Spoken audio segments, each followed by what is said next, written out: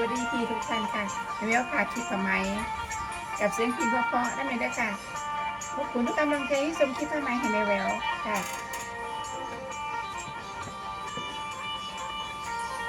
ขอบคุณทุกกำลังใจด้วยด้วยค่ะ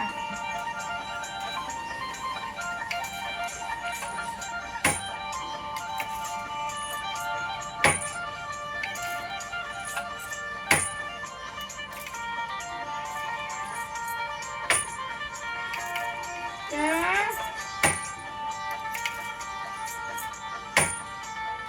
เดี๋ยวไปจ้าเดี๋ยวแม่ไปขายของก่อนนะคะขายของก่อนค่ะคุณโอ๊ตน้ำหนักไว้ค่ะ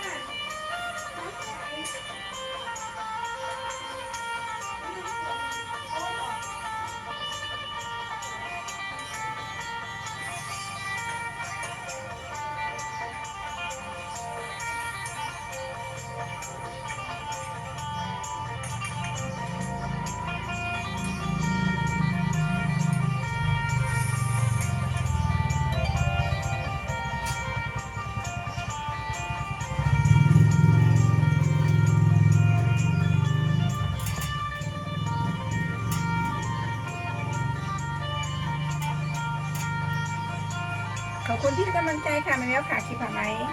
กับเสียงพิมพ์นั่นเลยด้วยค่ะ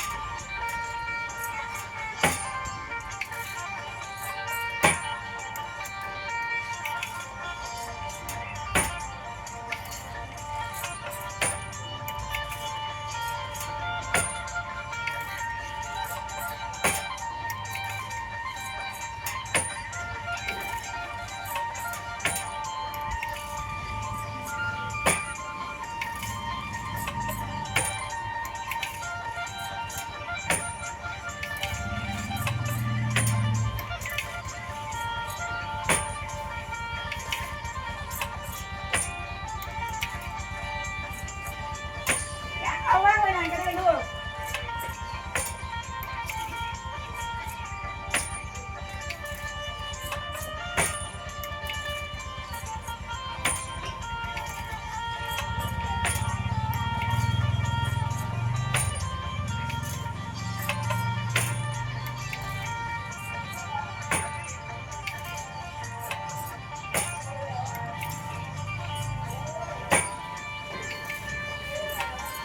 มาจังไง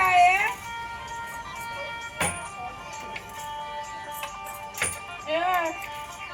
เดี๋ยวไปดูแลคุณแม่ก่อนหาคุณแม่เรียก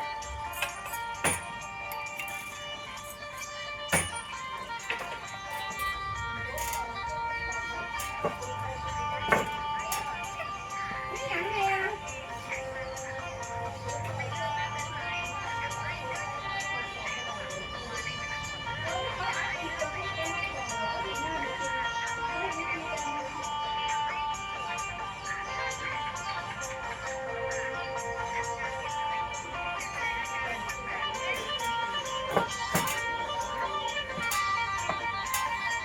ขอบคุณพี่ทุกกำลังใจค่ะไม่แม้วผ่าคลิปไหม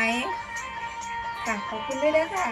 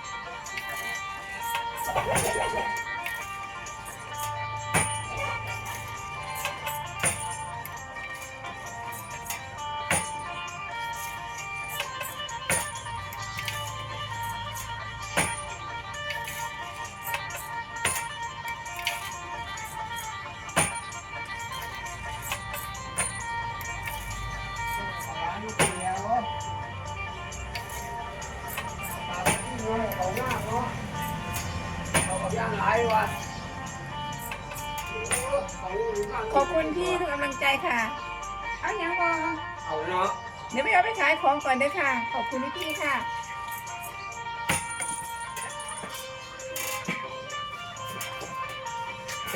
เราก็ตายของคนหัวเราเรื่องนี้เลย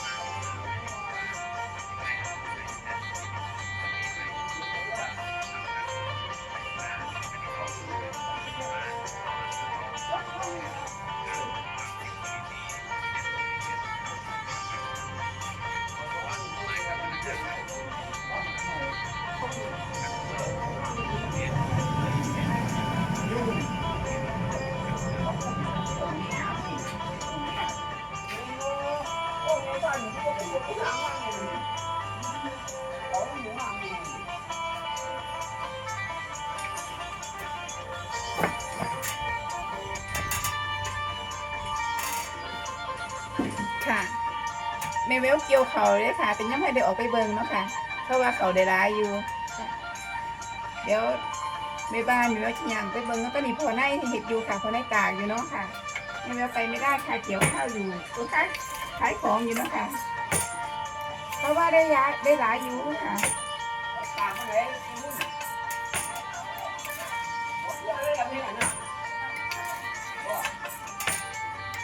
พี่ทุกท่านทานมารัตนบุรีจะมากินข้าวไหม้ก็ไม่แววเลยค่ะ เกี่ยวข้าวเสร็จแล้วค่ะ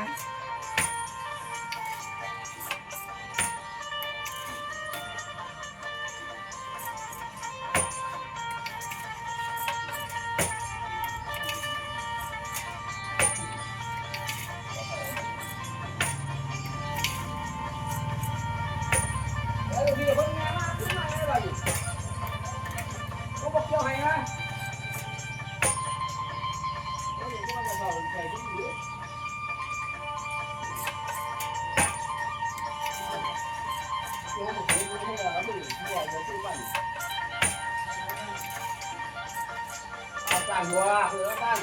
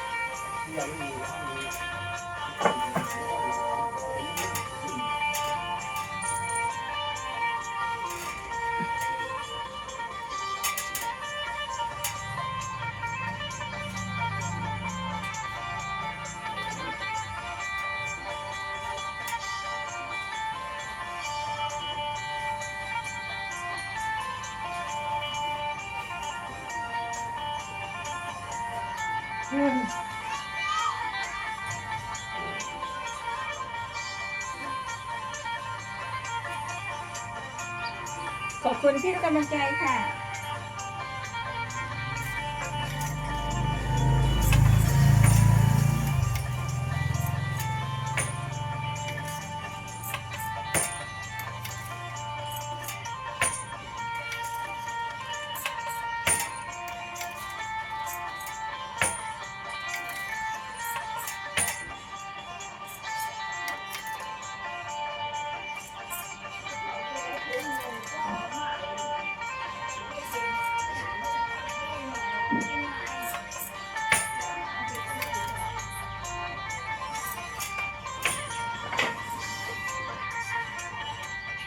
พี่ๆทุกกำลังใจค่ะแม่แววค่ะคลิปถัดไปนั่นเลยเด้อค่ะบ๊ายบายค่ะ